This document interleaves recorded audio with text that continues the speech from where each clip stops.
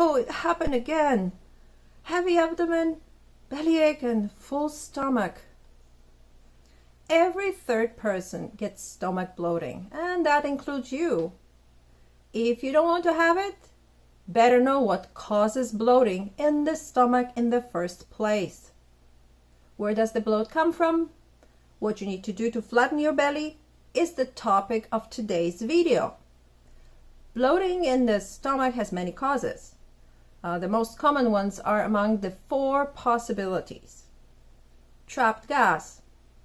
A common reason for stomach bloating is trapped gas. That happens if you don't poop regularly and when food from Monday sticks around until Thursday.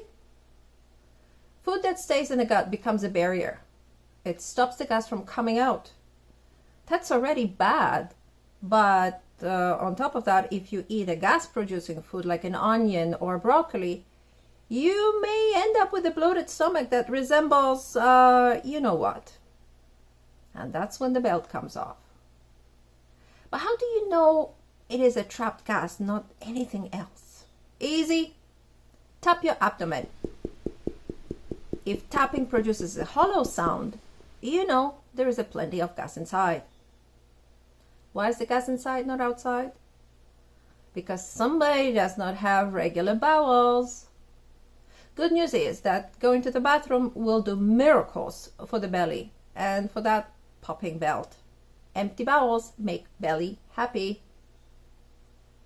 If trapped gas causes bloating in your stomach frequently, you will need to regulate your bowels before you own a flat belly. Do you know why you are constipated? Maybe you're missing magnesium. Maybe you're dehydrated. Or maybe you have too much stress in your life. How to regulate bowels is a topic for another video. Subscribe not to miss it. 2. Fluid retention. The second most common reason for bloating in the stomach is fluid retention. Fluid retention does not happen because you drink too much water. It happens because there is some kind of inflammatory situation going on in the gut. Inflammation is not a disease. Inflammation is the way the body protects and repairs itself. Inflammation is how body responds to injury. If you ever cut your finger with a knife by mistake, you know well what I mean. After the injury, the finger gets red, swollen, and painful. But that puffy finger is not an error. Redness and swelling are signs of inflammation, which is the most normal reaction to an injury.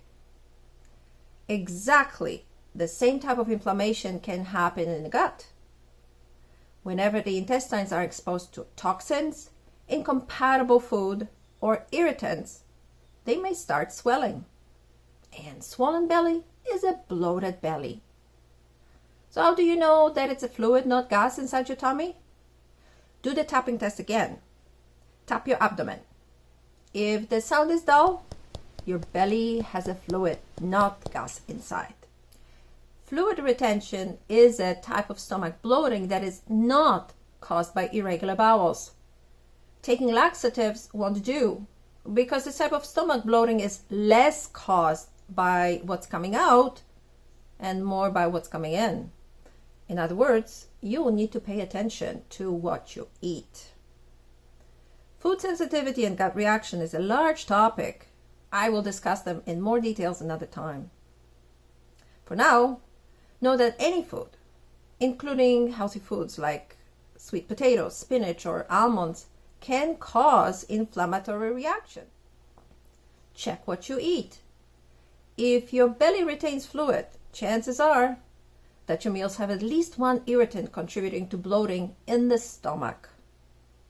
The 2 most common food irritants that are linked to stomach bloating are dairy and wheat. Do you drink chocolate milk? Do you snack on cheese? Do you eat bread or pasta? How about breakfast cereals? Sandwiches? If you eat those daily, your stomach may always feel heavy and full. The solution? Schedule 2 weeks free of dairy and wheat and see whether your belly gets any flatter. If it does, you'll know that either wheat or dairy or both are behind your stomach bloating. If a period of dairy and wheat makes no difference, look further. Bloating is neither normal nor healthy, and for sure does not do your body any good. 3.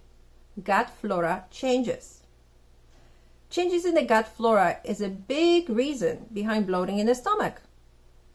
If your stomach bloats regularly, you might have an imbalanced microbiota, which means too few of good bacteria and too many of the bad ones.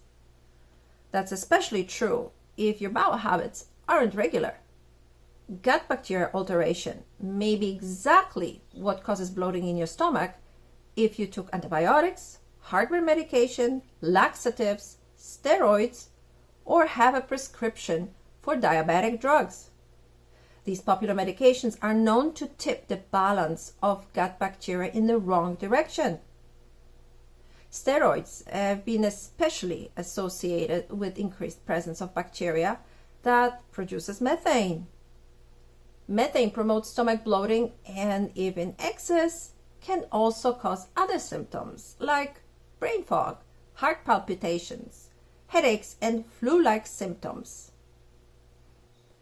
Imbalanced microflora may affect food absorption and carbohydrate metabolism. That's why many stomach bloaters react negatively to carbohydrates.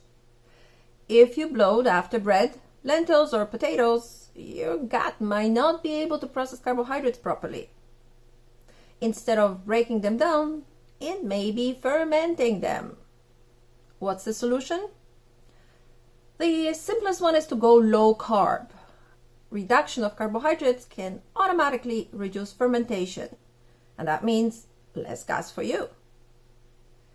A little bit more complicated, but quite effective, is to try a low FODMAP diet.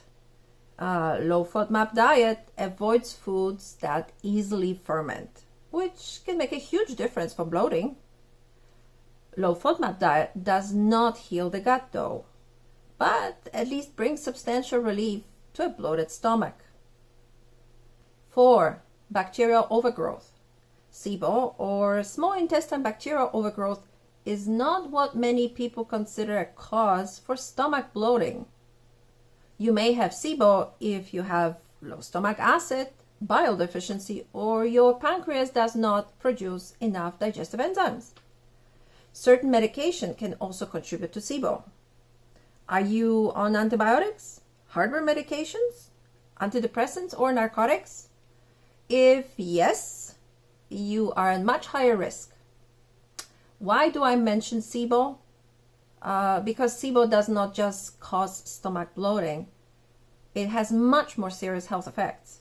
One of them is malnutrition. SIBO lowers absorption of fat-soluble vitamins like A, D, E, and K, and prevents synthesis of vitamin B12. So if you, besides being bloated, also feel tired, have tingling and numbness in hands, have dry skin or bone pain, you may want to talk to your doctor about testing for SIBO. A temporary solution to ease the bloating caused by small intestine bacterial overgrowth is to adopt low FODMAP diet, which I mentioned before. By avoiding foods that ferment, you stop feeding gas-producing bacteria, and that means less gas for you. Examples of food to avoid on low FODMAP diet are wheat, onions, mangoes, cauliflower, chickpeas, and barley. And foods that you can eat are bananas, oranges, zucchinis, eggs, meats, and quinoa. These are just examples. These are not full meal plans. Another solution for SIBO is to temporarily avoid all carbohydrates, including fiber. That solution might sound drastic, and it is, but it may be one of the most effective ways to reverse SIBO in the shortest possible time.